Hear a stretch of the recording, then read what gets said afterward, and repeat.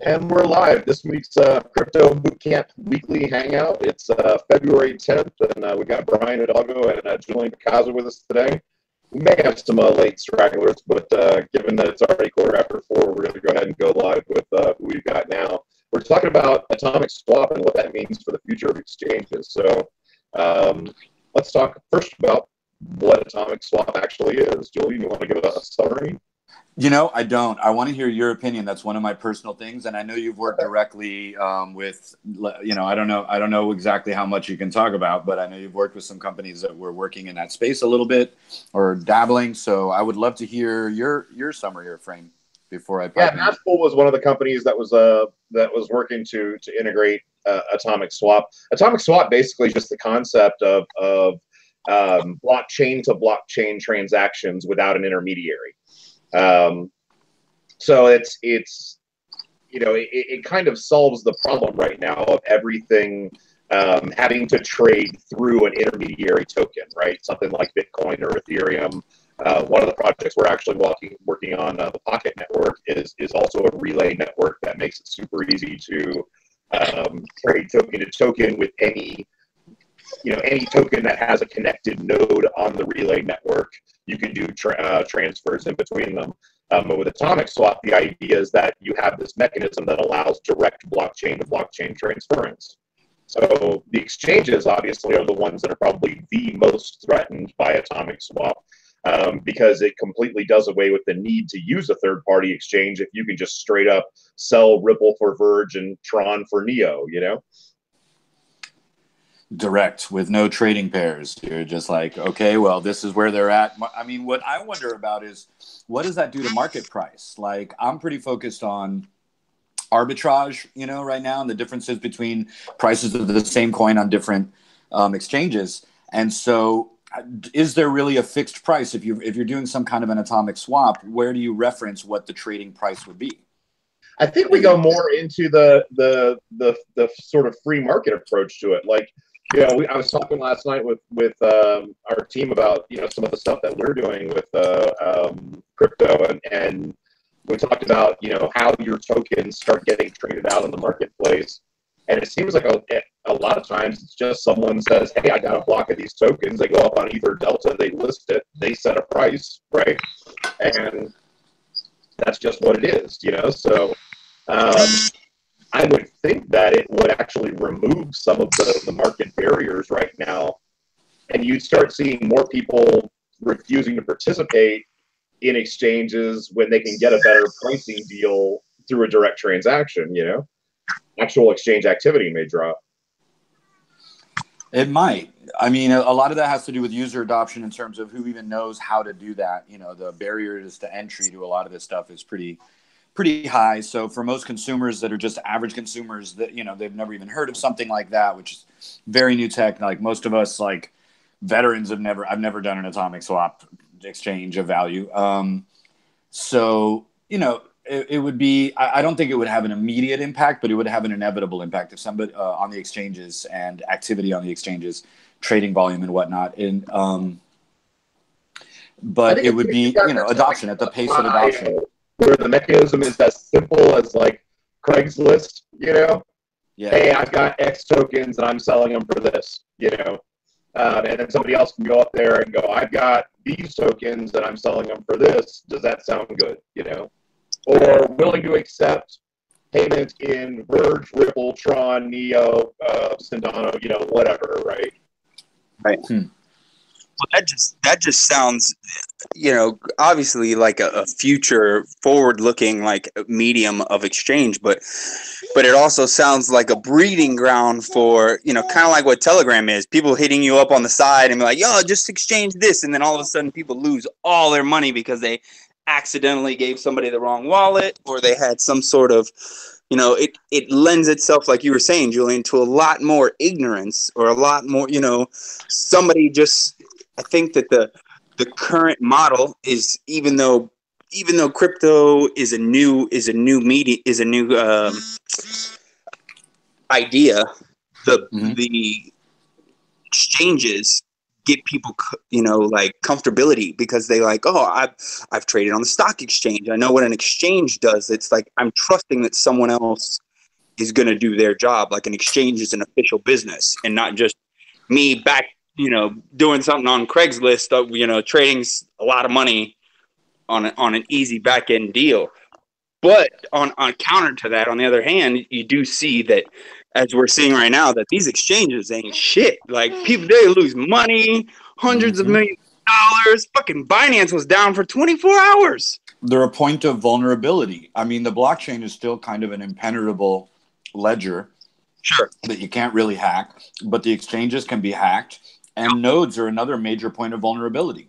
Yeah, and also, that was a big concern, I think, for a lot of us. While Binance was down, there were a lot of rumors going around that they had gotten hacked, enough so that they stepped up on Twitter and they're like, here are the wallet addresses. You can verify that the holdings are all there, because they can rely on the ledger, obviously, right, to show that they still have all those holdings in place. Yep. But, that is a big concern. How many of us have how much cash riding in Binance right now? Yeah. It's true. My whole altcoin spread is just sitting there. I don't have it in separate wallets. Mine too. My whole altcoin is in Binance. Yep. And so there's, they know that they've got the market right now, that we all have, they're holding all of our investments, and they're acting like brokers, which is fine, but it introduces something that the blockchain was supposed to eliminate, which is the trusted third party thing. Sure. It's supposed, like one of the reasons that I feel like we are in a decent, strong recovery is that if you look off the exchanges at local Bitcoins, where people are doing direct Bitcoin to Bitcoin transactions without an exchange in the middle, there's been an activity spike in local Bitcoins, which means that there's a lot of market activity again, like a specific, some pretty serious spike in the last few days, just in volume. So money does move off the exchanges, large amounts of money. Also, there are transactions that people will do off the exchanges just because they don't want to rock the market. So if someone's a whale that's literally doing like a $2 million transaction in Bitcoins, or they've got a Bitcoin ATM network in some other country, and they're like, we got to buy a bunch of Bitcoin every month, like in the millions. They may not do that on exchanges just because that kind of volume would shake the market in ways that they don't want. It would affect their own price. Right. And so they don't want to shake the price that hard. So they do an off-chain, or not off-chain, but off-market, off-exchange transaction. So exchanges they're a great consumer-facing environment, but they're definitely not the last word in how things move around. And atomic swaps are relevant for that reason, that they provide a secure way, an on-chain, solution to just handling between alts instead of directly Bitcoin to Bitcoin. It gives you a way to go between different blockchains and altcoins directly on the chain itself, or chain to chain. Correct me if I'm wrong. I think we've got a few examples of that. I mean, it's, I'll share the Pocket white paper in group at some point in time, just to let y'all peruse it and look over it. We're making pretty fast progress on moving towards the mainnet application of that right now. So it's not atomic swap, but it is a way where you can easily move between any number of altcoins. All you need is a participating altcoin node in the network, and that's it. They stake in the amount to cover the transactions, and then you're allowed to do transactions up to that amount with that currency. I think there are a lot of solutions to the sort of centralization that's been occurring right now around exchanges. Right. But I mean, exchanges have a vested interest in perpetuating this system right now. Sure. Some of the biggest winners in crypto have been the people who formed exchanges. So, you may find that exchanges become a point of resistance to some of these decentralizing aspects. Sure. Absolutely. And it seems to me that the whole idea initially behind Bitcoin was a decentralization. We don't have Jason Weiser on, so we don't have any new guy questions this week. I mean, I can come up with some for you, but I'm more of a blue sky, what if kind of question guy. Brian, you're muted because you were making all sorts of funky noises on your phone. I had to cut you out.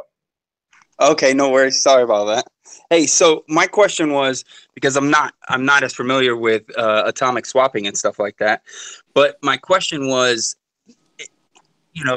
initially, Bitcoin is obviously a decentralization. Like the whole blockchain, the distributed ledger was to have decentralization and not have one big bank or any number of big banks be able to make money off of every single thing we did.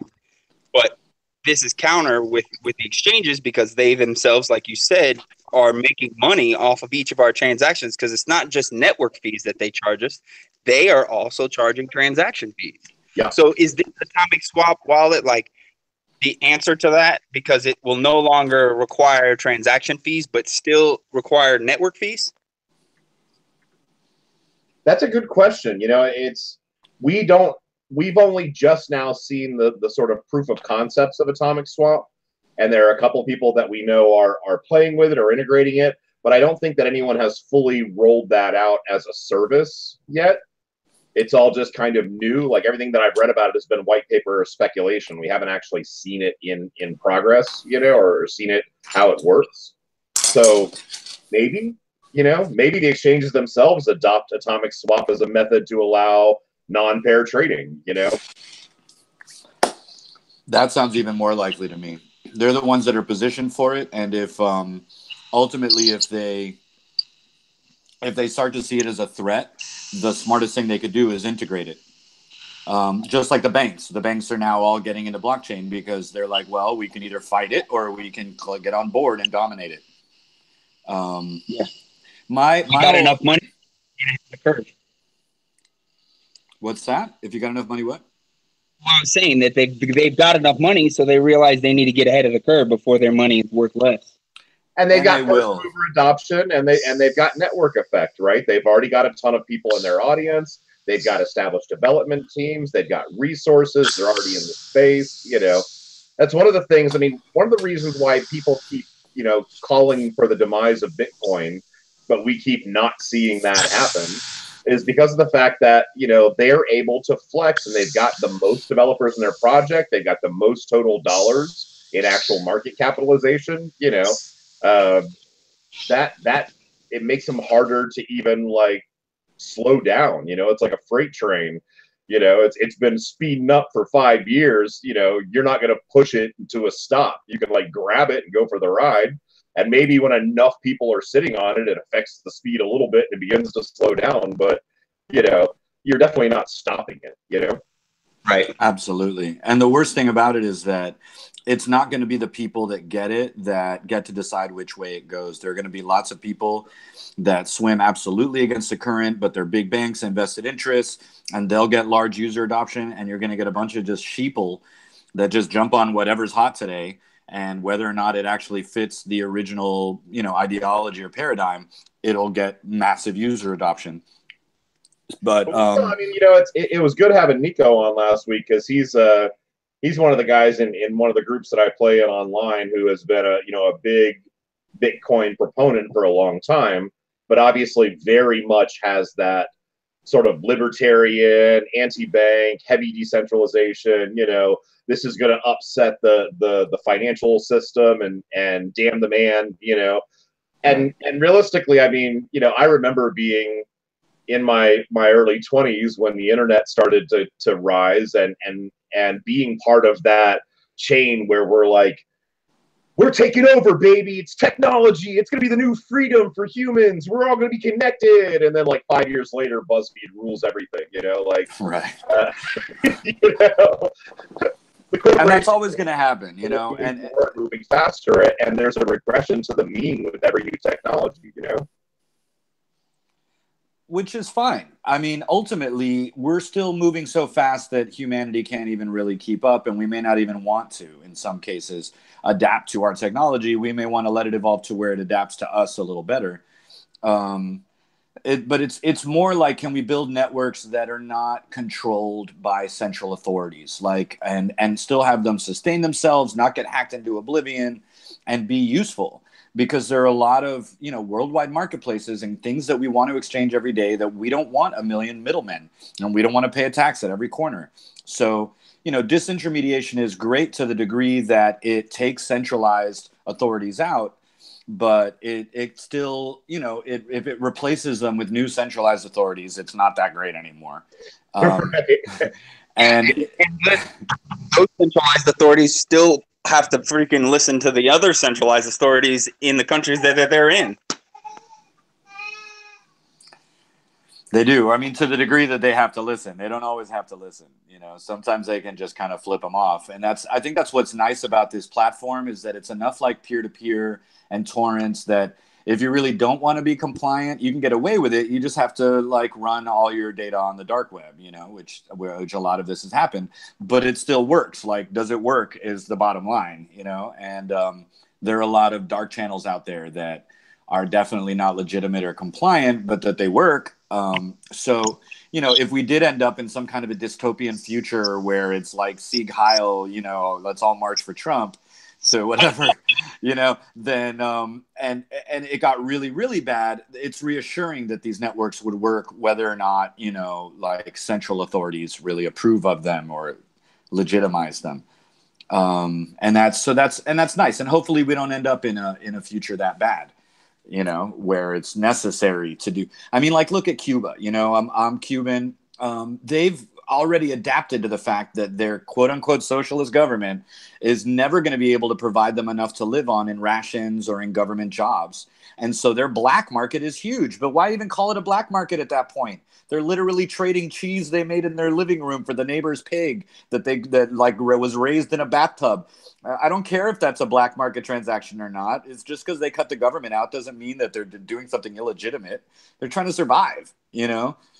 So you know, like there's a reassuring side to the fact that we can roll this technology out and have it work. I still want to see it running on smartphones and mesh networks where we're not even going through normal internet channels, because that's where you start getting those points of vulnerability that the government can either interfere with or track, you know, like master nodes or whatever. Even if they don't know what information is traveling there because they can't decrypt the blockchain, they can still track that information is traveling and that it's bouncing from node to node. I don't know, you know, I'm off in sci-fi dystopian la la land here in terms of info security, but it's one of the reassuring things about decentralization and why some people think it matters, you know. Sure. I agree, but you're right in that, you know, sometimes we don't want everybody to touch, you know, with those transactions we're making, and now we're still seeing, you know, with that SEC meeting that they had the other day with the government, we like they're still making plans. Be like, hey guys, let's not lose all of our taxation ability. So let's figure out how to track, how to define, how to understand what this is so that we can get our cut. So they're not so easily, they're like Bitcoin. They're not so easily stopped, right? Absolutely. And tax is a major thing. You know, I'm still curious about the tax thing because I like what tax represents, but tax presupposes good governance. You know, 100? Like, I don't mind paying taxes if the government's providing good services. You know, I'll be like, yeah, here's more money, make more good roads and help more struggling people. But if the government's not actually providing good services for my tax money, I don't feel that good about I'm not tax money. And, you know, I'm not paying for the parade. I'm just put exactly. You got it. $17 million, they said, is the estimated cost of that. And Trump's already spent over $100 million in golf trips in his first year.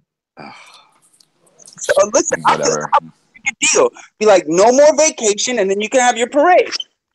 There you go. But you got to be at the White House 7 days a week for the next 3 years.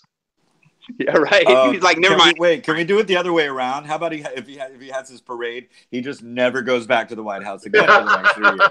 I'd like it that way. I'd be fine with that. I would pay taxes for that. The early retirement parade.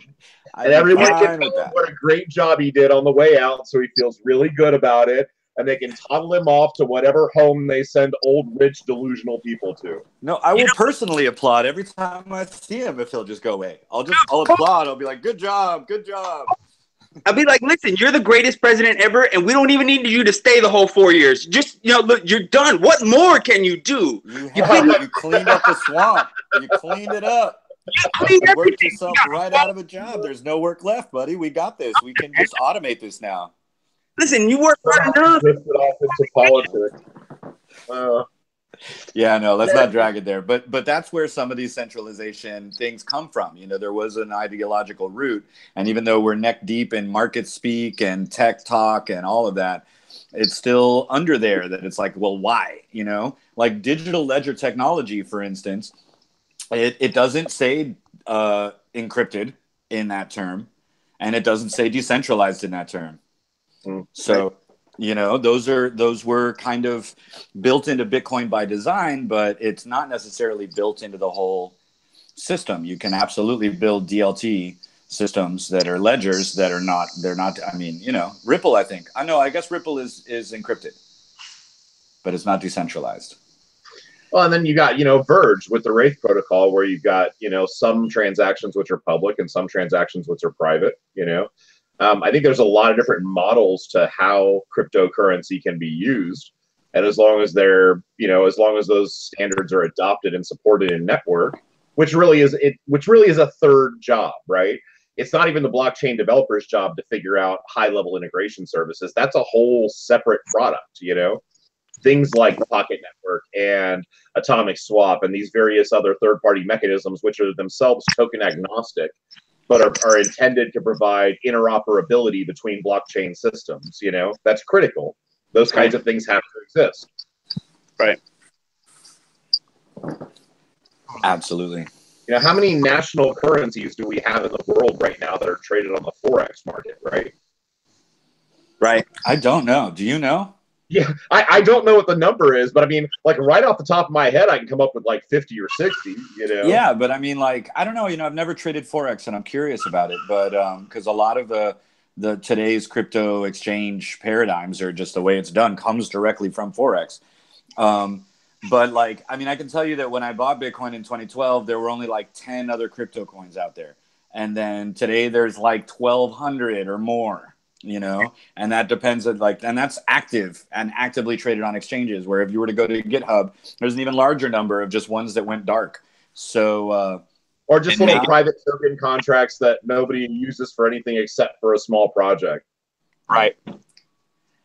So, you know, on the Forex market, what are we talking about? Are we talking about 500 or 50,000 or 500,000 currencies that are legit currencies you can trade on Forex? I don't even know.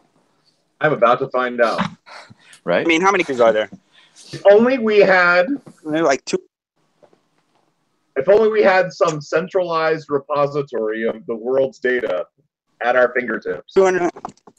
If only. I don't know. I'm scared of how much I reference the hive mind these days. I mean, I'm okay with it because I love research and I don't think I know everything. But like, I don't want to be at a bar with my buddies and pick up my phone to ask Google 5 different times, what's the answer to our weird question? You know, like, I'm like, no, don't be so dependent on the hive mind. I'm like evolving in the wrong direction. I'm like, I'm supposed to figure this stuff out myself. Whatever. Yeah. The majority of Forex markets only trade the 7 most liquid currencies. Huh. So that's Euro to USD, USD to yen, British pound to dollar, dollar to Swiss franc, and the commodity pairs, which are apparently Australian dollar to USD, Canadian dollar to USD, and New Zealand dollar to USD. Wait, why do they call those commodity pairs? They still sound like countries to me. Yeah, right? I don't know. I thought commodities were like pork bellies. Commodity pairs because they're actually used to trade commodities, and the price of the commodity wildly affects the value of that particular currency. So if pork bellies are having a blockbuster summer, the Canadian dollar goes up in value or something along that line. Right, right. All right. Interesting. But still, 7 main, you know, liquid currencies sounds a lot like Coinbase 10 years from now. It's like, oh no, we just do the big 4. Yeah, you guys can play with all those little altcoins of yours, but we just do this. Yeah. Ether, Neo. What? Okay, so what would those be? That's my hypothetical. What do you jump? Bitcoin Cash, Litecoin, Ethereum, Neo, something else. Something else. Maybe 1 or 2. I mean, maybe it's Tron and Cardano. Maybe it's Ripple and Cardano. Maybe it's Lumen and Verge. Verge, is that what you said? You keep muting out, man. Yeah. I mean, wasn't Verge, I'm still, sometimes I'll like read news about something and it'll stick with me and it'll ruin my ability to understand it. Like I hated Litecoin until September of last year or something. I got into Litecoin way late because I thought it was silly, like Dogecoin or Dogecoin or however you pronounce that. Which I have 32,000 of. Nice. Which, I mean, it's fun, and it's fun to have meme coins or whatever, but I didn't take them that seriously, and I didn't take Litecoin seriously before. I do take Litecoin seriously now. But Verge, I heard referred to as dark Dogecoin, that it was based on Doge, like literally on the blockchain of Doge. It was a fork or something like that became Verge. And that stuck with me because since I already thought of Doge as like a meme coin, and I went through all the same FOMO and then unhappiness with the Wraith one day late, thing with Verge. Like I'm still super lukewarm on Verge, where I'm like, what is it and why do I care? I've got some. Wait, you're muted. I grabbed it because it was like one of those things where it's like, it's a penny.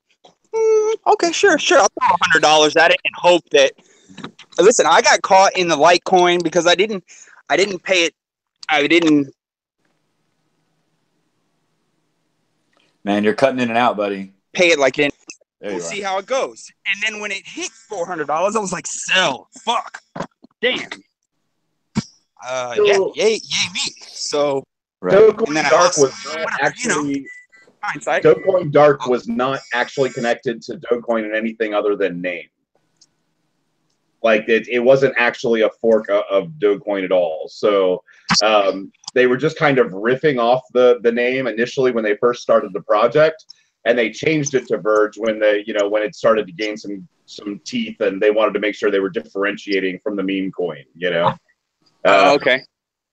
So there were actually, I think, two different products called Dogecoin Dark at the time that were both like little sort of meme bullshits, but one team was what eventually ended up creating Verge. And it's more like how Antminer turned into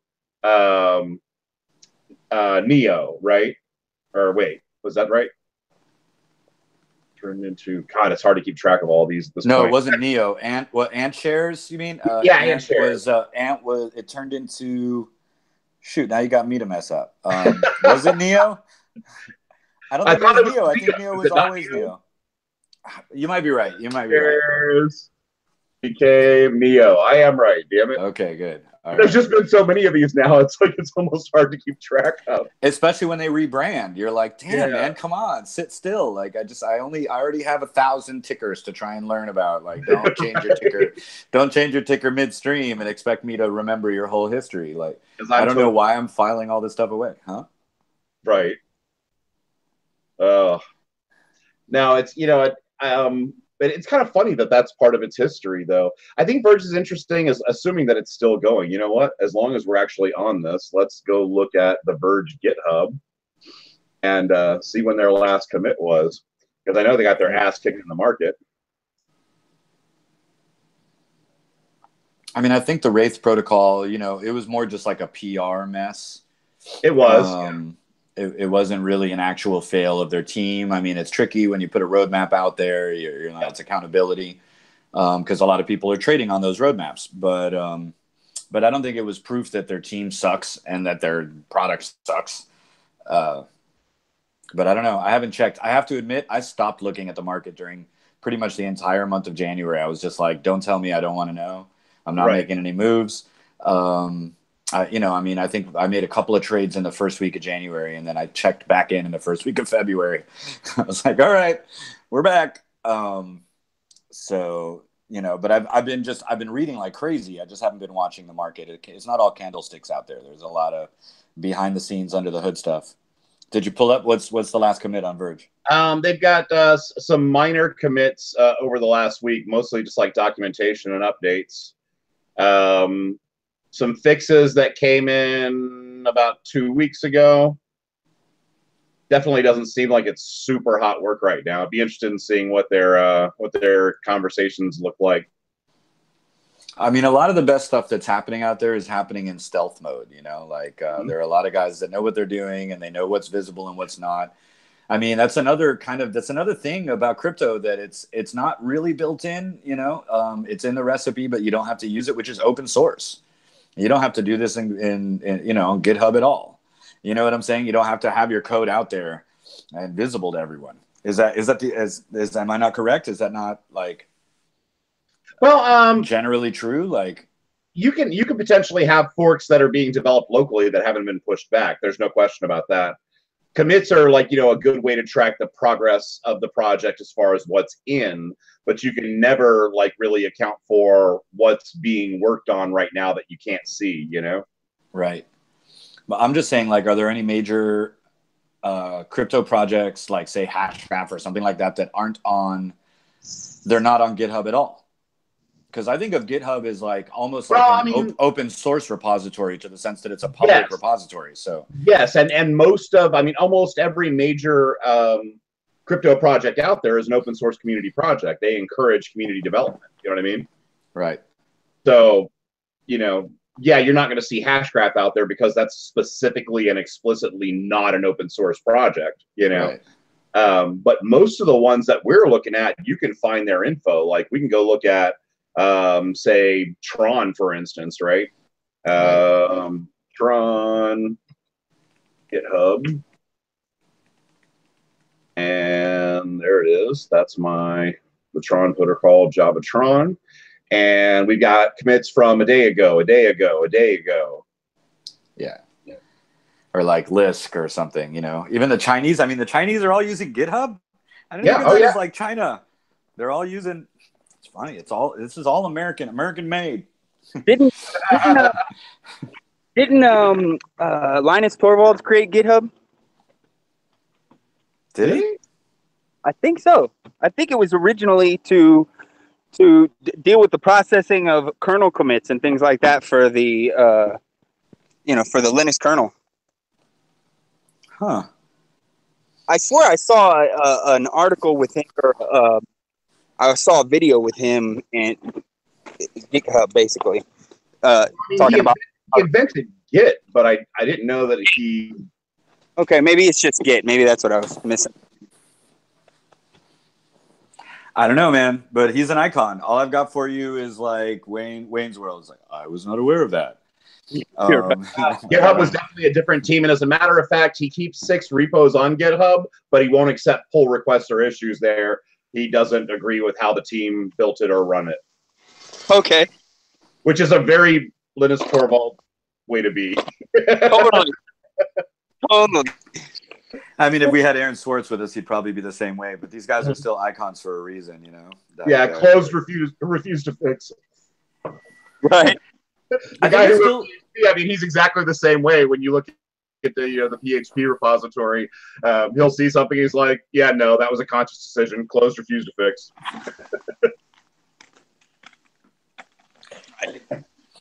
I mean, something like 90% of the world's servers are still running on Linux. They're still Linux servers. Am I correct? I don't know about 90% of the world's servers, but I'd be willing to bet that number's a lot closer to accurate if you just specify web servers. I love this sky view, by the way. He's in my spaces right now. I totally feel like we're out in the great wide open with him. Sorry, this is my parents' house.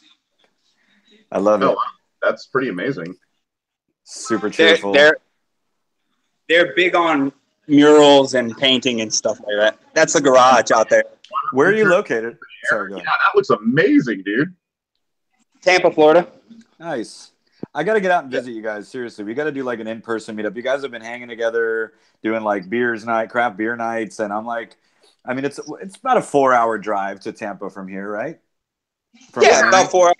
Yeah, it depends on which route you take and how traffic is, but yeah, totally, it's about 4 hours, and there's plenty of cheap Airbnbs here that are dope.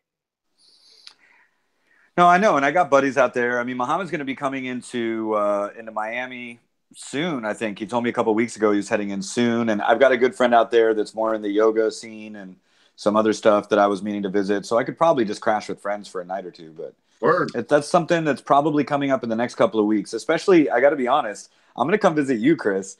Like that, all those like almost phone calls that I keep being like, hey, I got a thing and wait, and I'm going to call you and can we skip? And then I go dark. It's because I've got some stealth activity in development right now that I need some good guidance with, you know, and I don't want to put it all on YouTube, you know, like.